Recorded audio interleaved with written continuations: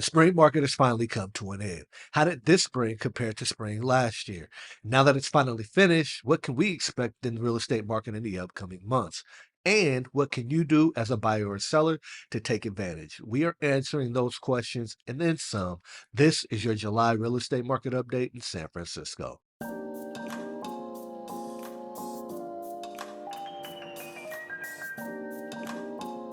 Welcome back and thanks for tuning in.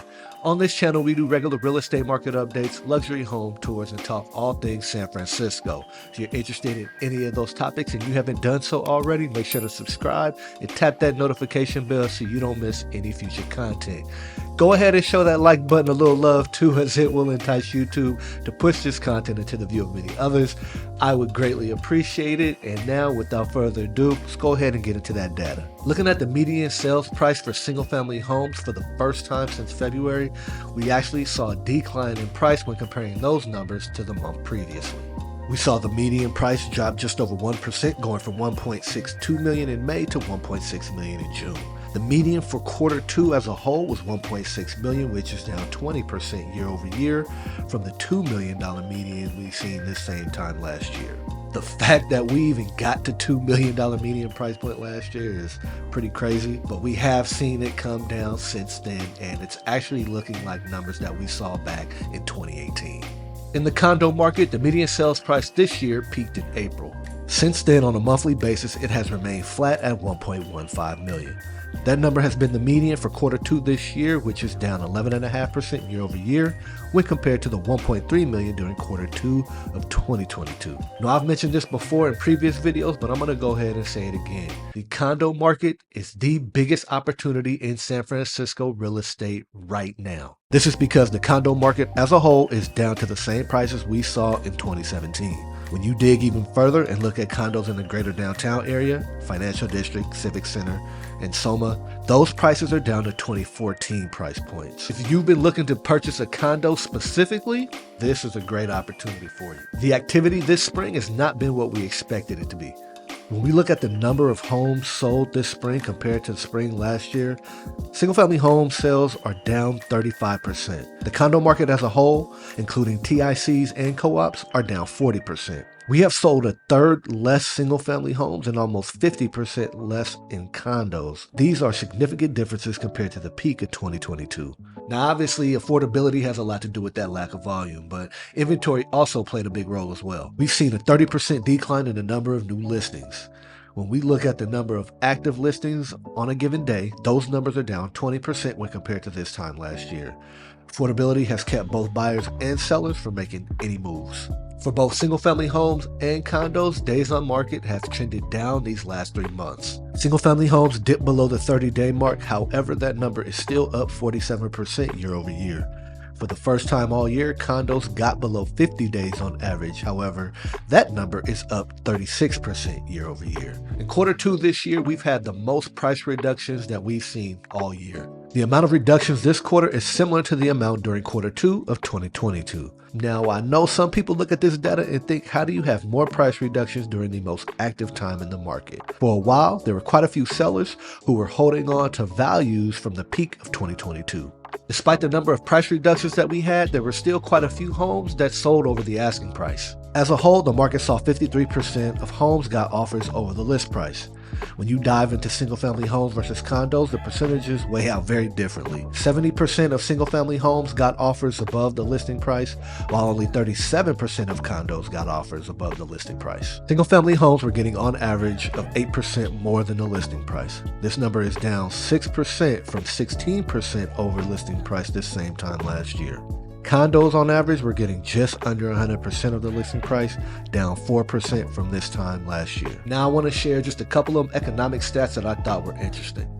As of the week of July 4th, it ended with the 30-year fixed rate just above 7.2%. Not only is this the highest we've seen this year, but it's the highest that we've seen since November of 2022.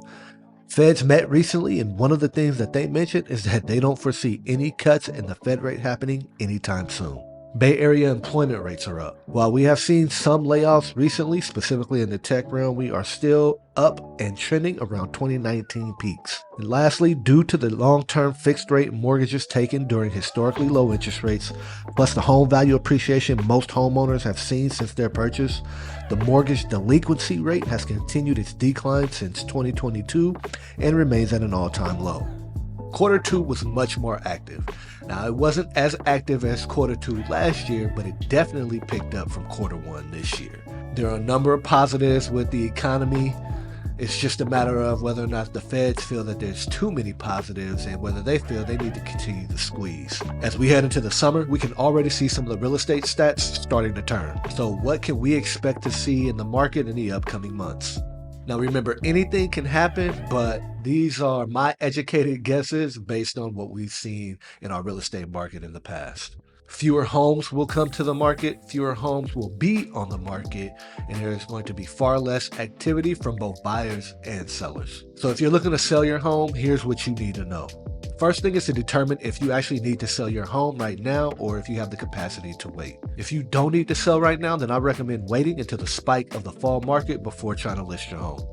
Use this time in the summer to find the agent that you really want to work with and properly prepare your home. If you do need to sell right now, just understand that it's probably going to take a little bit longer than normal to end up getting it sold. So just be mentally prepared for that.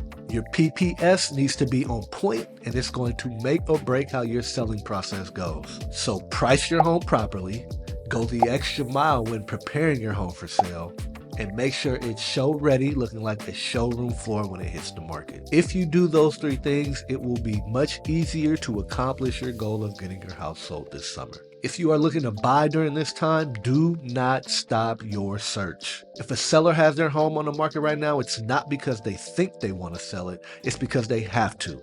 With fewer buyers out there looking, this is going to be your opportunity. Not only should you continue searching for homes during the summer, but you should also get uber aggressive about your search. One of the best things that you can do is to align yourself with the realtor who is going to be just as aggressive about finding that home for you. Again, remember that there's going to be less to choose from. So can that agent help create some opportunities that otherwise wouldn't have been there? And then once you find that home, jump on it. Don't wait, don't hesitate, attack. One thing that I've learned in this market recently is that if you snooze, you lose. I've personally had some buyers miss out on some really great opportunities in this market because they decided to think things over way too much. So don't miss your opportunity. That wraps up this month's market update for San Francisco. I hope you found this information helpful. I make these videos to better inform you and better equip you for when you decide to make a move. So let me know in the comments if there's some information that you would like for me to include so that I can incorporate it in future videos. If you are thinking of buying, selling, or investing here in San Francisco, I would love to be your real estate resource of choice. Shoot me an email at kevin@kevinswanigan.com. I'll be happy to connect with you. Remember, if you're thinking anything real estate in San Francisco, you should be thinking of me. See you next time.